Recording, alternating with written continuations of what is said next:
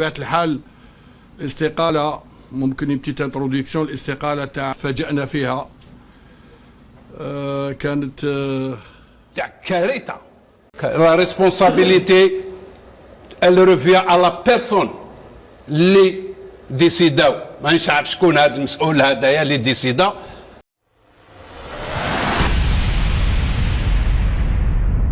بطبيعة الحال الاستقالة ممكن بتيت انتروديكسيون. الاستقالة تاع فاجأنا فيها كانت اول بعد الرجوع من التدريب بعد المقابله، وجاب الاستقاله تاعو مكتوبه.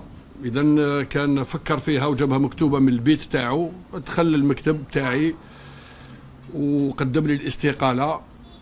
غدا في الصباح تنقلت انا والسيد صفار الى البيت تاعو لمده حوالي 20 دقيقه وحنا البيت، ولكن لا احد يرد علينا امام البيت تاعو، حتى في الهاتف ما كانش يرد. تنقلنا الى المكتب عند رئيس مجلس الاداره ودرنا ان كومونيكي باللي الفريق يرفض الاستقاله تاع سنين تاع كارثه. لا ريسبونسابيليتي elle revient à la personne اللي ديسيداو. مانيش عارف شكون هذا المسؤول هذايا اللي ديسيدا. تقعد هكذا. تصريح حصري لقناة ميديا ان تي في أعلن خوان كارلوس غاريدو عن استقالته من تدريب اتحاد العاصمة الجزائرية. معنا للمزيد حول هذا الموضوع الصحفي الرياضي عادل العلوي من مدينة سلا. أهلا بك معنا. بداية، كيف تعلق على خبر استقالة غاريدو عن تدريب أو من تدريب فريق اتحاد العاصمة الجزائرية؟ مساء الخير كلثوم، مساء الخير لمشاهدي ميديا ان تي في. بالفعل كنا ننتظر هذا القرار، وكنا ننتظر ايضا انفصال غاريدو عن فريق اتحاد العاصمه الجزائريه على اعتبار على مجموعه من الاعتبارات. اولا، ليس له الان ما يفعله مع فريق اتحاد العاصمه الجزائري بعد الاقصاء، بعد اقصاء اتحاد العاصمه الجزائري نفسه من كاس الكاف، وبالتالي لم يعد هناك طموح ولم يعد هناك مستقبل مع هذا الفريق، علما ان غاريدو هو مدرب، وكلنا نعلمه وكلنا نعرفه هنا بالمغرب، هو مدرب للالقاب، وتعاقده مع اتحاد العاصمه الجزائري جاء من اجل الفوز بالالقاب. والحال ان اتحاد العاصمه الجزائري الان اصبح خارج المنافسه الافريقيه، فماذا يفعل مع فريق لا يريد ان يشارك، او بالتالي مسؤولون لا يريدون ان يشاركوا في منافسات افريقيه، وبالتالي فعلوا اشياء من أجل أن يكونوا خارج هذه المنافسة. وغاريدو قالها في تواصل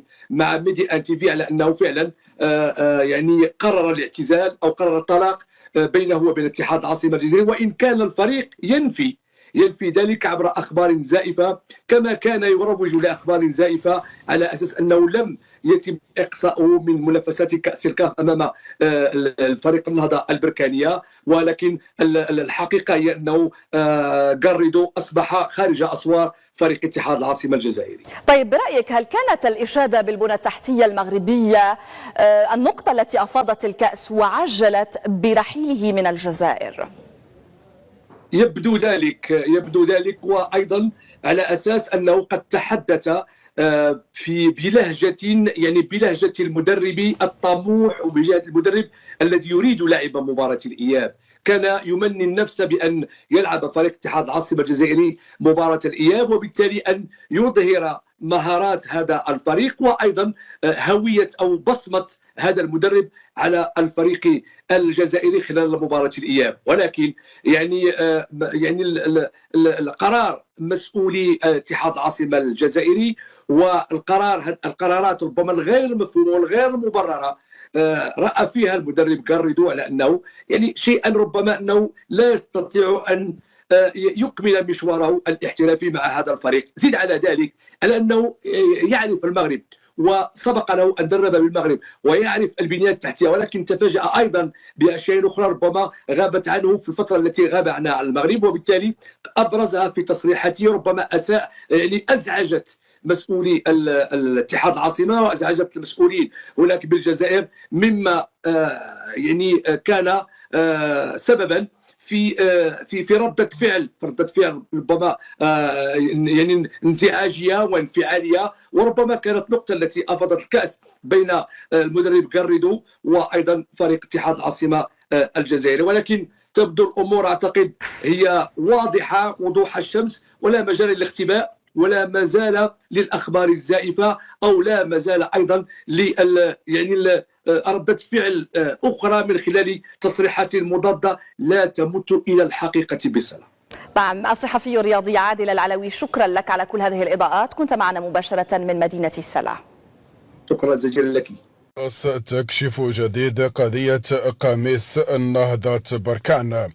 أصدرت المحكمة التحكيم الرياضية طاس بلاغا بخصوص قضية مرفوعة من الاتحاد الجزائري لكرة القدم ونادي الاتحاد العاصمة ضد الكونفدرالية الإفريقية لكرة القدم وجامعة الملكية المغربية للعبة ذاتها وفريق نهضة بركان بشأن أقمصة الأخيرة التي تحمل خريطة المغرب وتم اعتراض عليها في مباراتي نصف نهائي كأس الكونفدرالية. وأشارت طاس في بلاغها إلى أنها سجلت استئناف المقدم من قبل الاتحاد الجزائري ونادي الاتحاد العاصمة ضد الكاف وجامعة الملكية المغربية لكرة القدم ونادي نهضة بركان بخصوص القرار اللجنة الاستئناف التابعة للكونفدرالية الإفريقية بتاريخ 21 أبريل 2024، والذي زكى قرار لجنة الأندية بسماح للفريق المغربي بخوض مباريات نصف نهائي كأس الكاف بأقمصة رسمية التي تحمل خريطة البلاد.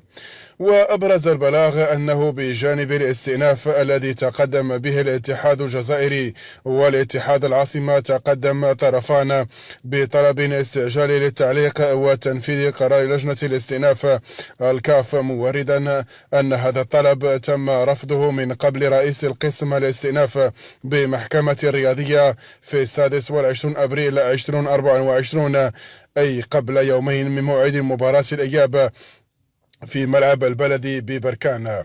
بلاغ المحكمة التحكيم الرياضية أوضح أن الطرفين يتبادلان حاليا مذكرات وتقارير قبل تعيين هيئة التحكيم التي ستبت في القضية، على أن يتم انتقال إلى مرحلة موالية من الإجراءات بعد ذلك، منها عقد جلسة الاستماع.